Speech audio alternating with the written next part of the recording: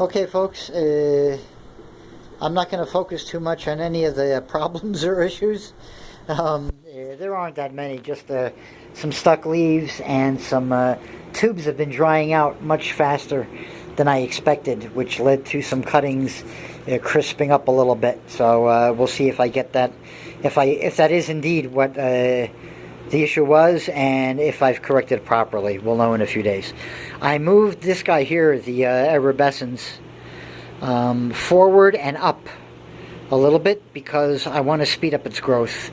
Now that I know how big it gets, I want it to get to the top of this tube and onto its next section and then onto the wall to continue upsizing as quickly as possible. This is not to increase the lighting for variegation purposes. That's going to happen anyway, and I do not care. This is to speed up the growth, plain and simple. Now that I know that this is a relatively large growing philodendron, and I was really stupidly ignorant of that fact up until recently, I'm chomping at the bit to get this one, just there as quickly as possible. So I moved it accordingly. And I also wanted to fix that issue of it and the golden crocodile crisscrossing with each other and really interfering with each other. And this way they both get plenty of light. And when the arabescens gets a little bit taller on its pole, I just drop it back down onto the floor, but still in front of the golden crocodile. So that's all set there. Here you can see what I mean by issues with the cuttings and the dry tubes. I put in 4 or 5 turkey basters worth of water today to every tube in this room, and they still need a little bit more water, but given the hour, I don't want to add too much more, just in case they start to overflow, because they could be fully saturated right now, and then I add a turkey baster, and then at midnight it's all on the floor. So they'll wait till tomorrow. They do look much more hydrated now, I can tell by the slight change in shading. I'm just walking around, not even directing the camera, the phone. There is the star of the day, the Philodendron glorious, and there is my hand. I'll just put it right up against the leaf so you can get an idea as to how big it is. Right there. So it's already bigger now than that leaf on the gigas. So they're going to be close, very close in size when the gigas leaf opens. And it's taking its sweet time opening too. Something is bothering this plant a little bit. I really don't think it's what I did here with the strapping and stuff. I really don't. The roots are growing just fine, and it's putting out new stem now just fine. Everything, it's just this one leaf really that was the first problem leaf with this plant, and I'm not sure exactly why. It might have gone a little too dry while this leaf was being formed and developing. It's a theory. We'll see. Here is the pink princess.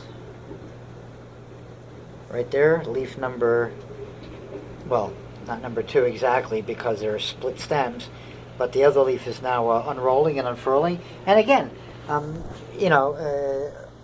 listening to all these people on YouTube talk about, how to fix stuck leaves and why you get stuck leaves, and I don't think any one of them has a frackin' clue, because here on the same plant, the 2 stems, identical conditions, folks, for each of these leaves. Absolutely identical. Unless, the only thing I could think of is one stem was delivered more water by the plant than the other. That's or nutrients. That's the only variable that I can think of that I can't control, that the plant might have made different for each stem. Okay, but from my perspective, all the environmental variables were exactly the same. Same light, same temperature, same air current, same humidity, same watering schedule, same fertilizer. One leaf gets stuck, one leaf doesn't get stuck. Okay? Ain't nobody can tell me why. Anybody who thinks they know why on this plant one leaf got stuck and one leaf didn't, Okay, from all of the YouTubers that at least that I've seen, well, you're talking out of your bunghole. You know as well as I do, and I don't. So there we go. All I can tell you is that I know for sure it's not humidity, it's not watering, it's not nutrients, it's not lighting. It's just, I think it's just something that happens to certain plants because of the way that their petioles are structured and the way they sometimes develop. They just must be either putting out goofy petioles or there's an internal clock issue. They might be timing themselves incorrectly. They might be putting out the leaf too soon before the petiole has a chance, I don't know, to form and properly maybe separate out. I don't know. But I know what it isn't. And I haven't heard anybody suggest something other than what I know it isn't. So there we go. I did also bring in, and I have to figure out where to put it and how to arrange it so it gets more light, the Cebu Blue from the workroom. And I might do a quick show over there on a progress update before the lights go out. So at any rate, folks, I'll keep this one a little bit shorter than usual to spare you. There we go, lights just started to go out. So here is the Philodendron Glorious. Still expanding a teeny bit.